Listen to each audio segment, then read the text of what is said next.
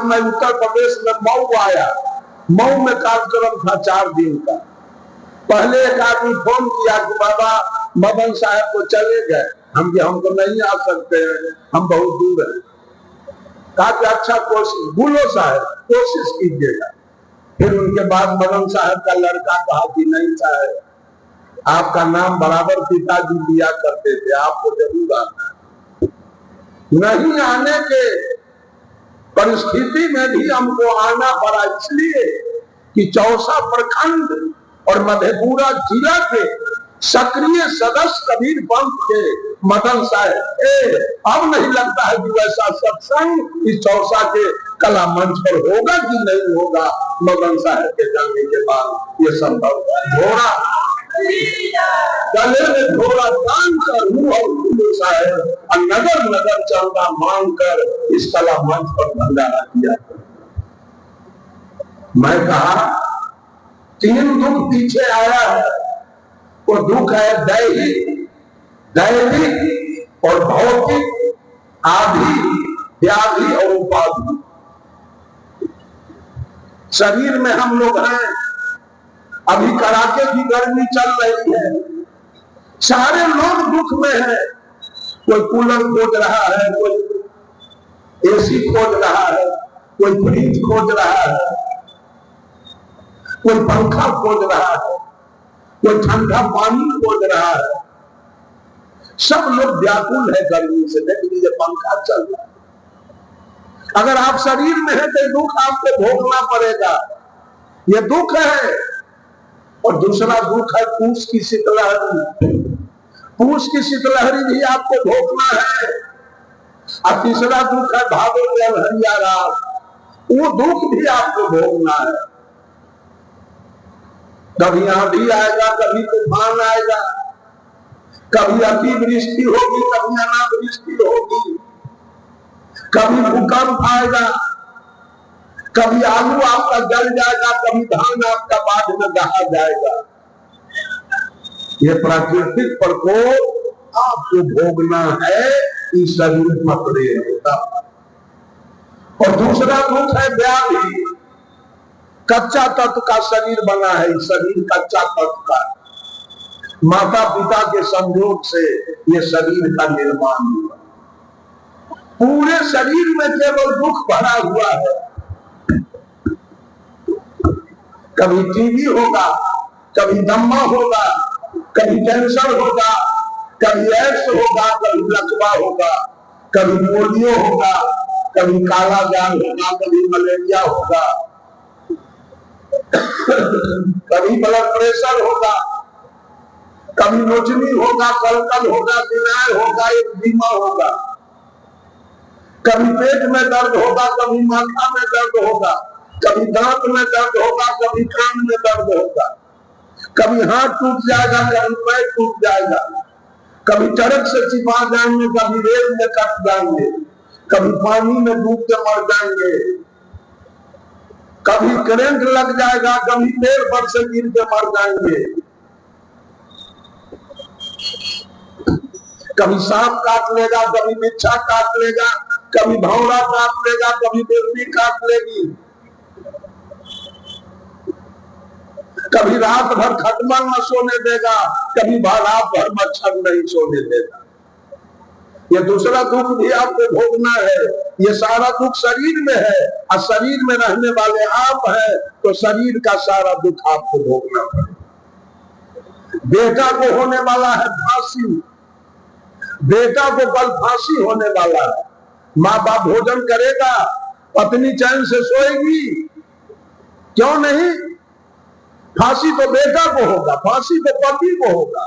पत्नी क्यों बेचैन है, माँ बाप क्यों बेचैन है? इसलिए कि बेटा से मोह है, पति से मोह है, मोह के कारण सारा बेचैन है। उसी तरह से जीव को देह से मोह है, इसलिए देह का सारा दुख इस जीव को भोगना पड़ता है। लेकिन जीव में कोई दुख नहीं है, सारा दुख देह में है, और देह में ही जीव बैठा हुआ है। देह से मोह है, इसलिए मोह के कारण सारे देह का दुख ही जीव को भोगना। ये दूसरा दुख भोगना है। और तीसरा दुख, घर घर में सास पुतोह में झगड़ा, ननद भाभी में झगड़ा, देवर भाभी में झगड़ा, भाभी भैंसों में झगड़ा, पति पत्नी में झगड़ा, साला महलोई में झगड़ा, ससुर दामाद में झगड़ा, बाप बेटा में झगड़ा, चाचा भतीजा में झगड़ा, दादा पोता में झगड़ा, पति पटदार में झगड़ा, गोपिया बिहार में झगड़ा, जात जात में झगड़ा, जात पर जात में झगड़ा, हिंदू मुसलमान में झगड़ा, हिंदुस्तान पाकिस्तान में झगड़ा, और लालटेन छापा फूल छाप में झगड़ा। ये तीनों दुख भोगना है आपको, शरीर पकड़े हैं तो। इसलिए हर पंथ में एक बार है अभिवादन, नमस्कार, नमस्ते, प्रणाम, सलाम, सलाम वालेकुम, जय हिंद, जय भारत, दंडौत, Radhe Radhe, good morning, good evening, good night, good afternoon. एक बार। कबीर पंथ में 3 बार बंदगी क्यों है पता है? यही तीनों दुख है। किसी से पूछ लीजिए, बताएगा नहीं जल्दी। यही 3 दुख से मुक्ति पाने के लिए सदगुरु कबीर ने 3 बंदगी का प्रावधान दिया है। और मनुष्य 3 प्रकार से पाप कर्म करता है, इसलिए 3 बंदगी का प्रावधान है। पाप है 3। एक पाप है मन से, दूसरा पाप है वचन से, और तीसरा पाप है कर्म से। मन का 3 पाप है, ईर्ष्या, द्वेष और अहंकार। आपके गांव में चाहे आप ही का चचेरा भाई कहीं दरोगा हो गया, इंस्पेक्टर हो गया, सीओ हो गया, बीडीओ हो गया, या 5 बीघा जमीन खरीद लिया, या पक्का का मकान बना लिया, आपको ईर्ष्या हो जाएगा। आप वाणी के द्वारा व्यक्त नहीं करेंगे इस बात को, लेकिन अंदर अंदर ईर्ष्या से आपका देह जलेगा। ये ईर्ष्या मनुष्य मन में छिपा के रखता है, वाणी के द्वारा व्यक्त नहीं करेगा। और दूसरा पाप है द्वेष। आपका गुड़गांव में विरोधी है, दुश्मन है, आपको द्वेष है। आप सोचते हैं भगवान, इसका जमीन बिक जाता, इसका बेटा मर जाता, इसके बेटा की नौकरी छूट जाती, इसका भैंस मर जाता, बहुत अच्छा हो। ये वाणी के द्वारा व्यक्त नहीं करते हैं, अंदर में छिपा के रखे हैं। ये मन का पाप है। और तीसरा है अहंकार। मेरे जैसा धनवान कौन है, मेरे जैसा बुद्धिमान कौन है, मेरे जैसा बलवान कौन है, मेरे जैसा रूपवान कौन है। ये वाणी के द्वारा तो आप किसी के साथ व्यक्त नहीं करते, लेकिन अंदर अंदर अहंकार में फूल रहे। तो ये 3 पाप मनुष्य मन में छिपा के रखता है। इसलिए सदगुरु कबीर की पहली बंदगी है, हम सदगुरु से पहली बंदगी करते हैं। सदगुरु, मैं आपका चरण छूकर संकल्प लेता हूं, प्रतिज्ञा करता हूं, कसम खाता हूं कि आज से किसी के प्रति अपने दिल में ईर्ष्या, द्वेष और अहंकार मैं नहीं रखूंगा। पहली बंदगी हो गई समर्पित। दूसरा पाप है वचन का। वचन का 3 पाप है, गाली देना, झूठ बोलना और निंदा करना। ये संत लोग भी क्या, संत लोग भी गाली पढ़ते हैं, झूठ बोलते हैं और किसी की निंदा भी करते हैं। दूसरी बंदगी हम सदगुरु से करते हैं। सदगुरु, आपका चरण छूकर मैं प्रतिज्ञा करता हूं, कसम खाता हूं कि आज से इस मुंह के द्वारा किसी को न मैं गाली दूंगा, न किसी की निंदा करूंगा और न किसी के साथ झूठ बोलूंगा। दूसरी बंदगी समर्पित। तीसरा पाप है कर्म का। कर्म का 3 पाप है, चोरी, हिंसा, व्यभिचार। तो हम तीसरी बंदगी करते हैं सदगुरु से। सदगुरु, आपका चरण छूकर मैं प्रतिज्ञा करता हूं कि आज से इस हाथ के द्वारा न किसी के घर में चोरी करूंगा, न किसी जीव का हिंसा करूंगा, और न किसी के साथ व्यभिचार करूंगा। ये तीन बंदगी तीनों गुण का है, रजोगुण, तमोगुण, सतोगुण।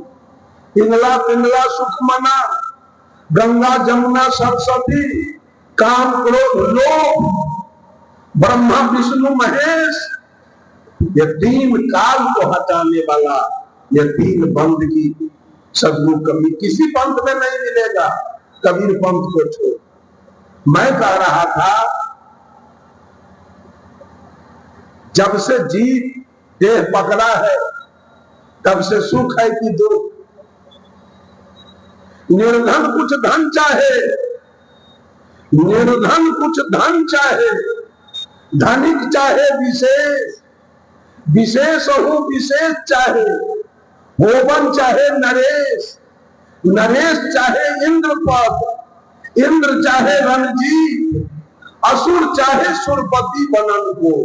ये तृष्णा की रीत, इसी तृष्णा में सारा जगत फंसा।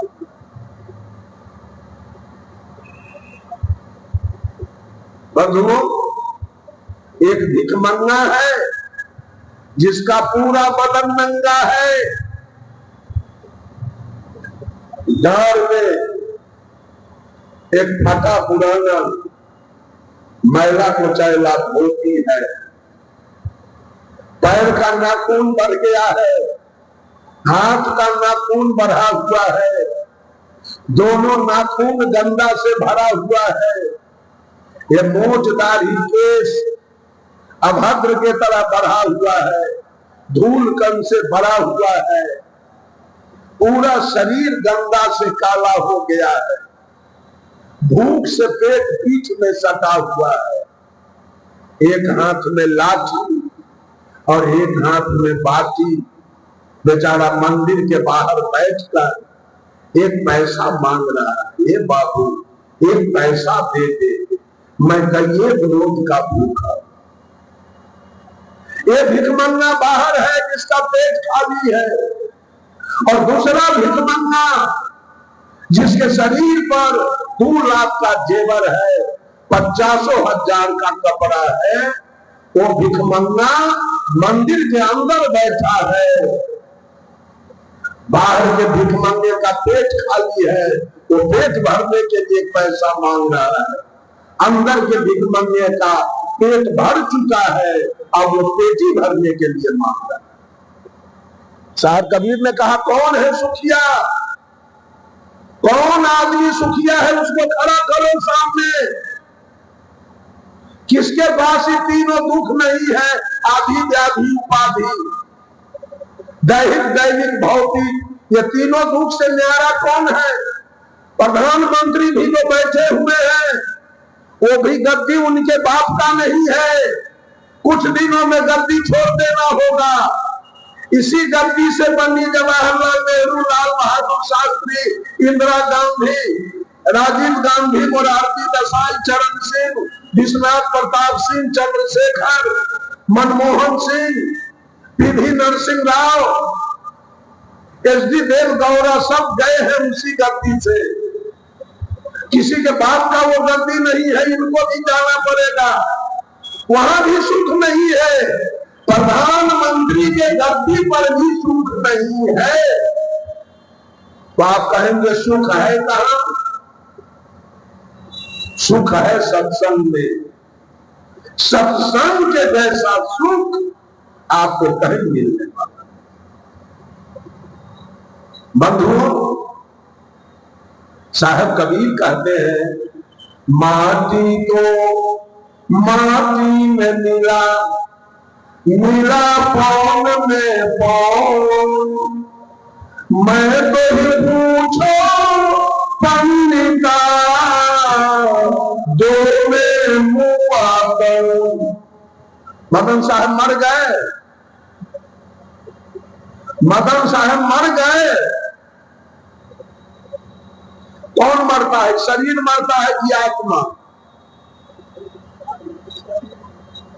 कौन मरता है? दोनों में से कोई नहीं मरता है।